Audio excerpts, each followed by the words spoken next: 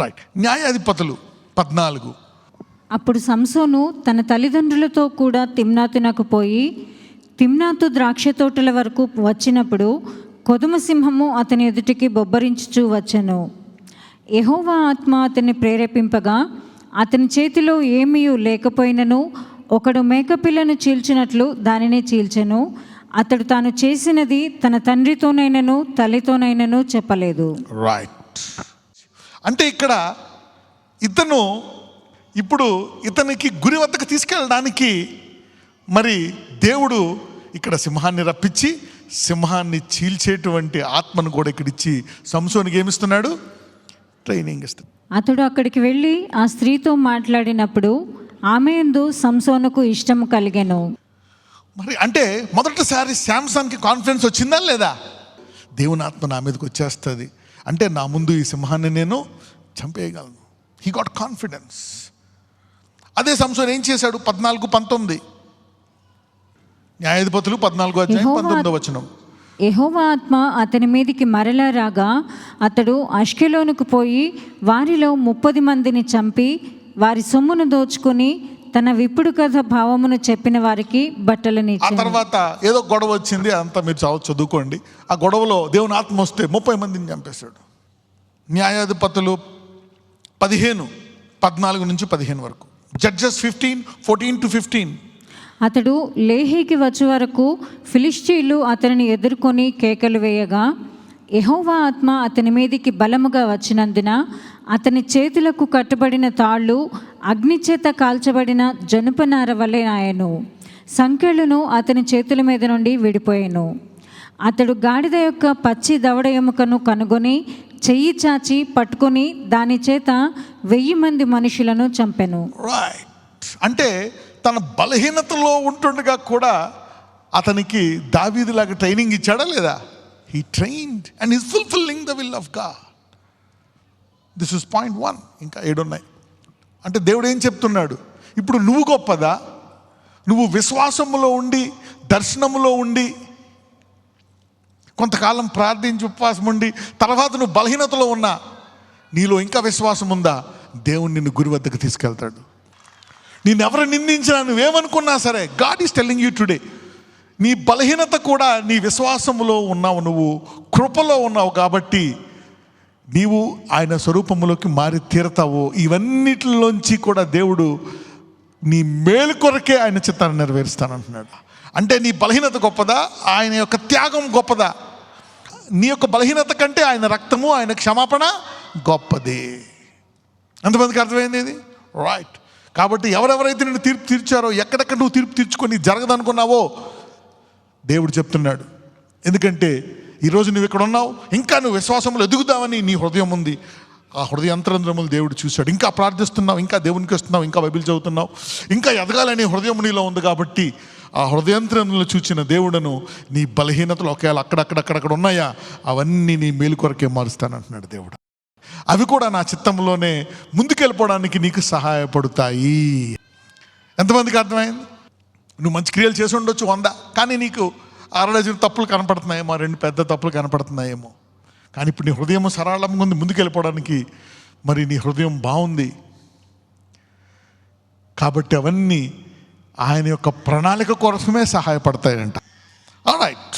Number 2, you can instantly claim his mercy. Instant mercy. ఇంకోటి ఏంటి?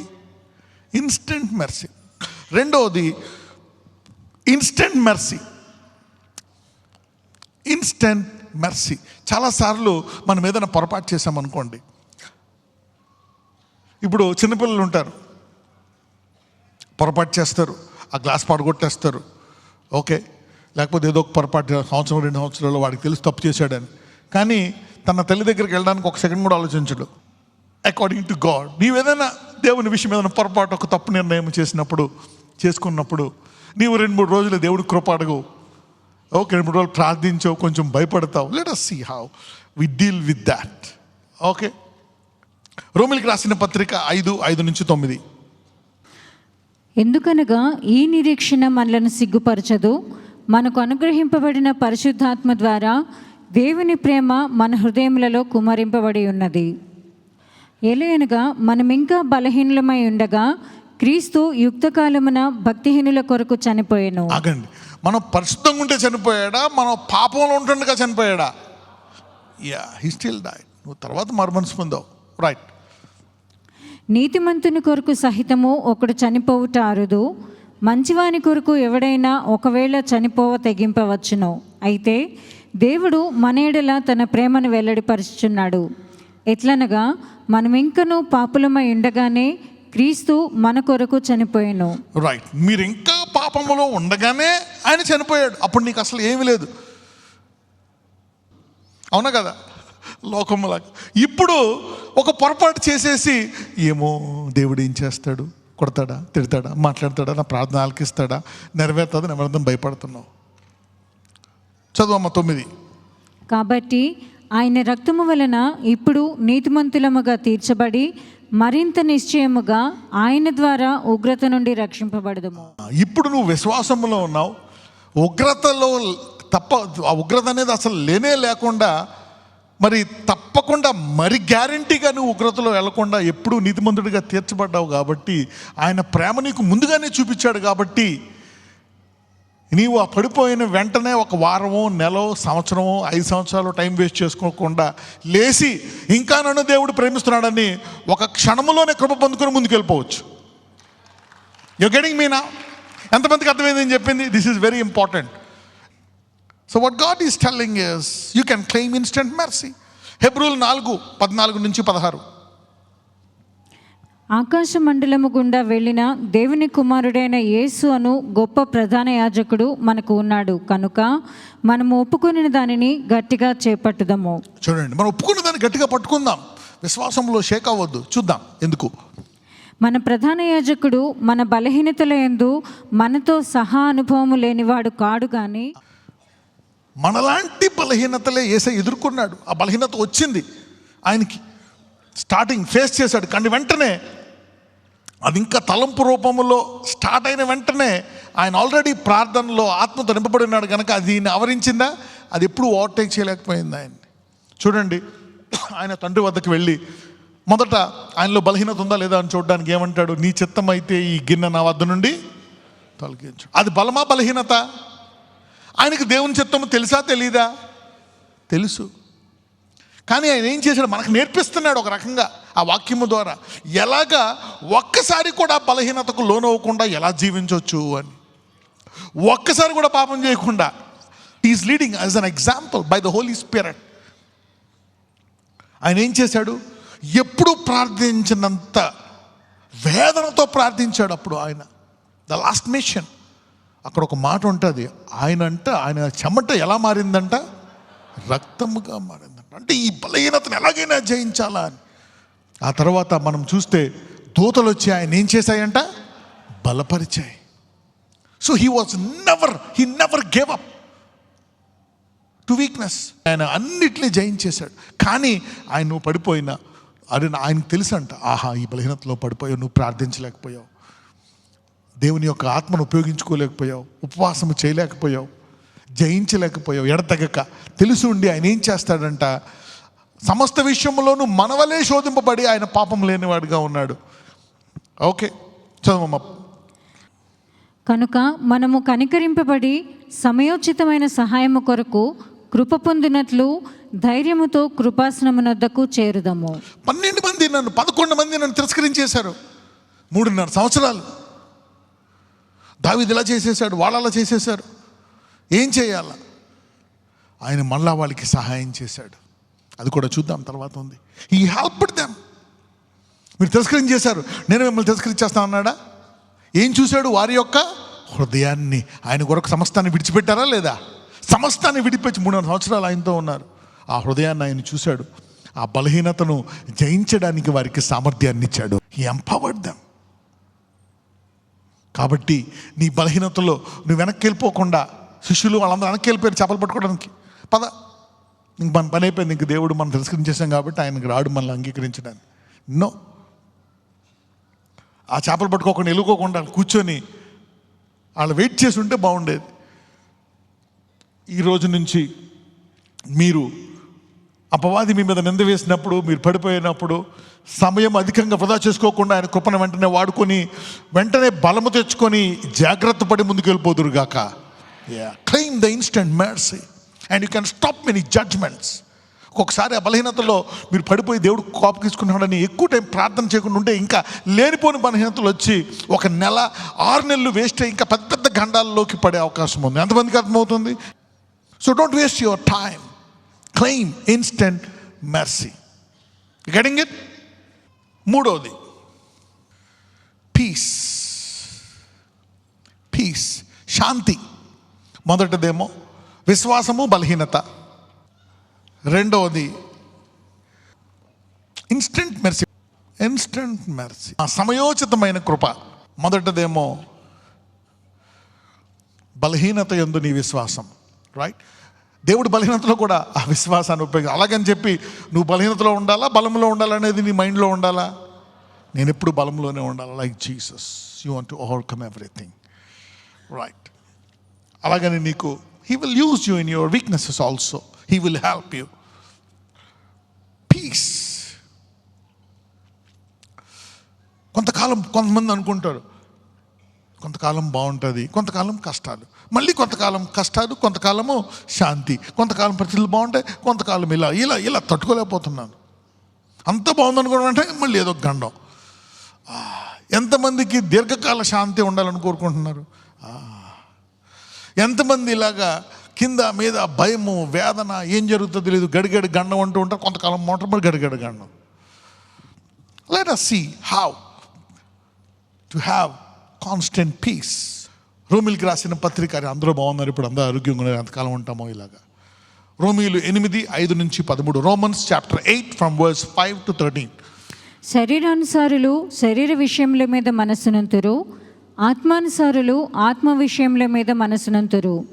శరీరానుసారమైన మనసు మరణము, ఆత్మానుసారమైన మనసు జీవమును సమాధానమునై. To be spiritually minded is life and peace.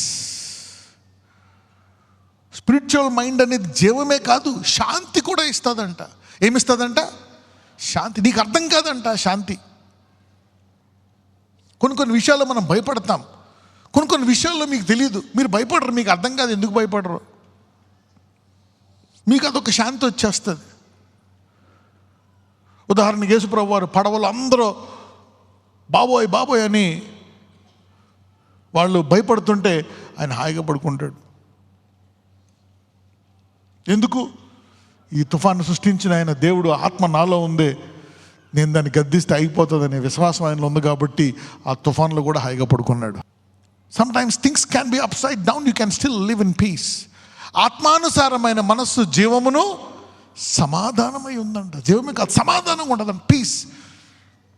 ఇక్కడ సమాధానం కంటే పవర్ఫుల్ వర్డ్ ఏంటి? పీస్. అంటే సమాధానము, పీస్ అన్నీ ఒకే సెక్షన్కి కలిగిన మాటలు, కానీ సందర్భాన్ని బట్టి ఉంటాయి. అరే నువ్వు ఇక్కడ సమాధాన పడాలా అంటే గొడవ పెట్టుకోకూడదు. పీస్ అంటే, మ్యాన్ ఆఫ్ పీస్ అంటే శాంతంగా ఉండాలి. ఆత్మానుసారమైన మనస్సు. అందుకని ఏం చేయాలంటే ఎప్పుడు కూడా మన మైండ్ని ఎప్పుడూ కూడా మైండ్లో వర్డ్ పెట్టుకోవాలండి. ఏం పెట్టుకోవాలంట? వర్డ్.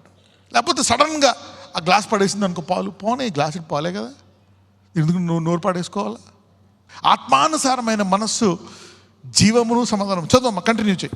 ఏలయనగా శరీరానుసారమైన మనసు దేవునికి విరోధమై ఉన్నది, అది దేవుని ధర్మశాస్త్రమునకు లోబడదు, ఏ మాత్రమును లోబడనేరదు. చదువమ్మా.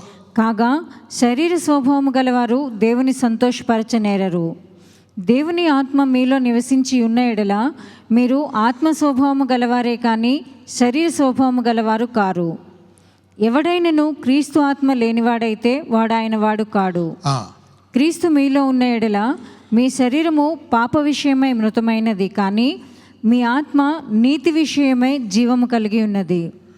మృతులలో నుండి యేసును లేపిన వాని ఆత్మ మీలో నివసించిన ఎడల మృతులలో నుండి క్రీస్తు యేసును లేపిన వాడు చావునకు లోనైన మీ శరీరములను కూడా మీలో నివసించుచున్న తన ఆత్మ ద్వారా జీవింపచేయును. కాబట్టి సహోదరులారా, శరీరానుసారంగా ప్రవర్తించుటకు మనము శరీరమునకు రుణస్థులము కాము. మీరు శరీరానుసారంగా ప్రవర్తించిన ఎడల చావవలసిన వారై ఉందురు కానీ ఆత్మచేత శరీర క్రియలను చంపిన ఎడల జీవించెదరు. ఆత్మచేత శరీర క్రియలను చంపితే శాంతి కంటిన్యూగా ఉంటుందంట. Continuous peace. ఓహో, ఈ శరీరం బయటకు వస్తుంది, కోపం బయటకు వస్తుంది, నాలో పాపం చేయాలనే స్వభావం పుడుతుంది, నా కళ్ళు తప్పుదామని వెళ్ళిపోతున్నాయి, నా చేతులు తప్పుదామని వెళ్ళిపోతున్నాయి. సో నేను ఇప్పుడు నా శరీరాన్ని నలగొట్టుకోవాలా? రైట్? నేను చాలా గొప్ప అద్భుతాలు చేశాను, వాక్యం బాగా బోధించాను, పరలోకం పైకెక్కిపోయాను, కానీ నా శరీరం ఎక్కడో ఇబ్బంది పెడుతుంది, కాబట్టి నేను ఏం చేయాలా? దాన్ని కొట్టుకోవాలా? అంటే కొంచెం ఉపవాసం ఉండాలా, కొంచెం ఎక్కువసేపు ప్రార్థనలో గడపాలా, కొంచెం దేవుణ్ణి అడగాల. అయ్యా దీన్ని ఎప్పుడైతే నువ్వు ప్రార్థనలో ఉంటావు, ఉపవాసంలో ఉంటావు, ఆత్మ శరీరాన్ని జయిస్తుంది, అప్పుడు నీకు అవకాశాలు కూడా రావంట. చూసారా? యు సీ దాట్ నా. So continuous peace is when you attack your body. చూసుకోవాలి నీ బాడీని. రైట్, అరే మా తమ్ముడిని ఇలాగనేసాను, మన ఇలాగనేసాను, నా తల్లిదండ్రులతో ఇలా మాట్లాడుతున్నాను, నేను అందరితో గొడవలు పెట్టుకుంటున్నాను. రైట్, నరగొట్టుకోవాలి. ఒక 2 రోజులు ఆఫ్, ప్రే, ఫాస్ట్, అప్పటికప్పుడు చేసేసుకోవాలి. Finish, then you will have peace. Planning చూసాం అనమాట. అరే ఈ వారం అంతా శాంతిగా ఎందుకుంది? ఎందుకంటే అంతకుముందు నేను 3 రోజులు బాగా ప్రార్థన చేసుకున్నాను, అందుకని ఈ వారం రోజులు నడిచింది. ఆ తర్వాత మళ్ళీ నాకు ఇలా అయిపోయింది. నేను ఇప్పుడు ప్రతిరోజు ఇలా చేస్తే బాగుంటుంది కదా, ప్రతిరోజు శాంతికరంగా ఉంటుంది కదా. కొంతమందికి ఎవ్రీడే డైట్ సరిపోదు, ఎక్స్ట్రా డైట్ తీసుకోవాలా. అవునా? ఓ వీక్గా ఉన్నావు నువ్వు, should take extra calcium tablets, take more iron, potassium, B12 deficiency ఉంది, వైటమిన్ డి డెఫిషియన్. ఎండలోకి వెళ్ళు, పాలు తిను, పాలు తాగు, వెన్న తిను, all these things you should take that. Doctor చెప్తారు, come on take this vitamins. అదే రీతిగా ఈ శాంతి ఎలాగా, ఎప్పుడు శాంతంగా ఎలాగ ఉండాలా మీరు గుర్తుపెట్టుకోండి. ఎప్పుడు కూడా శాంతిగా ఉంటేనే మనం డెవలప్ అవుతాం. దావీదు ఎందుకు కట్టలేకపోయాడు మందిరం? ఎప్పుడు యుద్ధాలే. సొలొమోను కాలంలో యుద్ధాలు ఉన్నాయా? అందుకే అంత చక్కటి మందిరం కట్టగలిగాడు. If you want to do something powerful, ఒకవేళ నీ కుటుంబాన్ని చక్కగా, పిల్లలు అందరూ చక్కగా పైకి రావాలనుకుంటే శరీరాన్ని నలగొట్టుకో. ఇద్దరు శాంతంగా ఉంటే పిల్లలు చక్కగా ఎదుగుతారు, కుటుంబం బాగుంటుంది, ప్రశాంతంగా ఉంటుంది. Then you can do something, plan చేయొచ్చు. You can plan some good things in your life. Jealousy like that, తారాజు వల్ల సర్ర లేతున్నారు అనుకో, ఏముంటుంది? ఏం ప్లాన్ వస్తుంది నీకు మైండ్కి? అందుకని peace, try to beat your body and continue your peace. Planning చేసుకోవాలి. రైట్, ఓ వారానికి నేను ఎప్పుడు చెప్తూ ఉంటాను, వారానికి 2 రోజులు fasting. So you got peace, you can think, చక్కగా ఆలోచించుకోవచ్చు. నువ్వు ఆ శరీరాన్ని నలగొట్టుకుంటే మిగిలిన రోజులు, 3 రోజులు శాంతి ఉంటుంది. అలాగనే 3 రోజులు ప్రార్థిస్తావు, కానీ ఎక్స్ట్రా డైట్ తీసుకున్నావు నువ్వు. ట్యూస్డే ఆ ఫ్రైడే తీసుకున్నావు, ఫ్రైడేది సాటర్డే సండే ఉంటుంది. ఆదివారం గుడికి వెళ్ళడానికి ఉపయోగపడుతుంది, శోధనలు రాకుండా. ఆ సండే వాక్యం వినడానికి ఉపయోగం ఉంటుంది నీకు. మండే కొంచెం వీక్ అవుతావు, మళ్ళీ ట్యూస్డే ఫాస్టింగ్ చేస్తావు, then you will be strong. మళ్ళీ 3 రోజులు సరిపోతుంది. ఎంతమందికి అర్థమవుతుంది చేసేది? This is how you continue your peace. నువ్వు పడిపోయినా, పాపంలో పడినా నీకు పీస్ ఉండదు. అఫ్ కోర్స్ ఇన్స్టెంట్ మెర్సీ ఇస్తాడు, బట్ స్టిల్ ఈ దినము నుంచి మీ శరీరాన్ని నలగొట్టుకుని శాంతి కొనసాగును గాక. You can do that. So you will have peace. Number 4, diligent in meditating day and night. పగలు రాత్రి ధ్యానములో చురుకుగా ఉండుట. మొదటి పాయింట్ ఏం చూసాం మనము? విశ్వాసము, బలహీనత, సమయోచితమైన కృప రెండోది. మూడవది ఏంటి? శాంతి. ఎలాగ శాంతిని కొనసాగించాలా అనేది మనం చూసుకున్నాం. How we can live peacefully. నాలుగోది, పగలు రాత్రి ధ్యానములో ఎలా చురుకుగా ఉండాలా, ఎలా చురుకుగా ఉండాలా. అసలు ఇది ఎక్కడుంది? ఇది కీర్తనలు 1వ అధ్యాయం 2-3 చదువుదాం. యెహోవా ధర్మశాస్త్రమునందు ఆనందించుచు దివారాత్రము దానిని ధ్యానించువాడు ధన్యుడు. యెహోవా ధర్మశాస్త్రమునందు ఆనందించుచు. రైట్. దుష్టుల ఆలోచన చొప్పున నడవక, పాపుల మార్గమున నిలువక, అపహాసకులు కూర్చుండే చోటను కూర్చుండక. అసలు ఈ కూర్చోకుండా ఉండాలి అంటే, ఈ రెండు ఉండాలి అంటే ఏం చేయాలి? ముందు రెండో దాంట్లో ఉంటుంది, యెహోవా ధర్మశాస్త్రమందు ఆనందించాలంట. అంటే ఎంతో కొంత జాయ్ ఉండాలంట. మీకు ఇష్టమైన ఏదన్నా చేస్తున్నప్పుడు you will rejoice a bit more. ఆనందించు, అది కొంచెం జాయ్ ఉండాలంట. ఆనందించు, దివారాత్రము ధ్యానించేవాడు. పగలో రాత్రి ఎలా ధ్యానిస్తాము? దివారాత్రం అంటే 24 hours, day 12 hours, night 12 hours. ఈ 24 hours ధ్యానించాలి, మనకేం ఉండదా? ఎలాగా? Let us study that also. ఒకవేళ ఎలా ధ్యానిస్తే ఏమవుతుంది చూద్దాం. అతడు నీటి కాలువల యోరను నాటబడినదై ఆకువాడక తన కాళ్ళ ముందు ఫలమిచ్చు చెట్టు వలె ఉండును. అతడు చేయునదంతయు సఫలమగును. నీటి కాలువలు ఎరగనంటే దానికి ఇప్పుడు కాలాలు ఇలాగా నీళ్ళు వస్తాయా రావా అని లేదనమాట. అంటే నీటి కాలువల దగ్గర ఉంటుందంట. ఆ నీళ్ళు ఎప్పుడు వస్తూనే ఉంటాయంట. ఆ నీళ్ళు కావాల్సినంత తీసుకుంటుంది, మిగిలిన టైంలో విశ్రాంతిగా ఉంటుంది. ఉండి దానికి కాలమందు ఫలిస్తుంది అంట. వెంటనే ఎప్పటికప్పుడు ఫలం కాదు, దానికి కాలమందు ఫలించి తప్పకుండా బ్లెస్ అవుతుందంట. అది చేయనదంతా ఫలం అవుతుందంట. ఆ టైం వచ్చినప్పుడు నీకు కావాల్సినవన్నీ నువ్వు చేసుకుంటావు, విజయవంతంగా దేవుడు చేస్తాడంట. దీనికి కీ ఏంటంట? పగలు రాత్రి దినమంతా నడిపిస్తుందంట. పొద్దున పడ్డ డోసు. ఉదాహరణకి రోజంతా బలం ఉండాలి నీకు. ఎంతసేపు తింటావు? ఎంతసేపు తింటారు? పొద్దున్న మహా అంటే 15 నిమిషాలు మ్యాక్సిమం. కొంతమంది 4 నిమిషాలు 5 నిమిషాల్లో కూడా ముగిచ్చేస్తారు. 15 నిమిషాలు తిన్నామంటే సాయంకాలం దాకా నడిపిస్తావు, మధ్యాహ్నం దాకా బండి నడిపిస్తావు. 15 నిమిషాలు తిని 24 గంటలు బండి నడిపిస్తున్నావా లేదా? The same thing if you do. పొద్దున్న నువ్వు ప్రార్థించి ఆ బైబిల్ చదువుకుంటే దినమంతా అది కాపాడుతుందంట వాక్యం.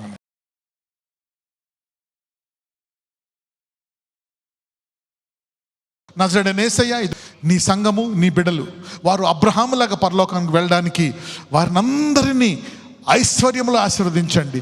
ఎక్కడెక్కడైతే ప్రజలు ఇందులో పాల్గొన్నారో నాయన, ఇదిగో వారు ఆర్థికంగా నీ అడుగు వాటికంటే ఊహించు వాటికంటే అత్యధికంగా ఇచ్చు దేవుడు కాబట్టి నజరేయుడైన యేసయ్య, అడుగు వాటికంటే ఊహించు వాటికంటే అత్యధికంగా వీళ్ళందరినీ ఆర్థికంగా అడుగు వాటికంటే ఊహించు వాటికంటే అత్యధికంగా వారికి దయచేయమని నేను నీ సేవకుడైన అడుగుచున్నాను. కాబట్టి ఈ రోజు తర్వాత అందరిలో ఆర్థికంగా మార్పు చూపించమని నజరేయుడైన యేసయ్య ప్రార్థిస్తున్నాము తండ్రి. ఆమేన్.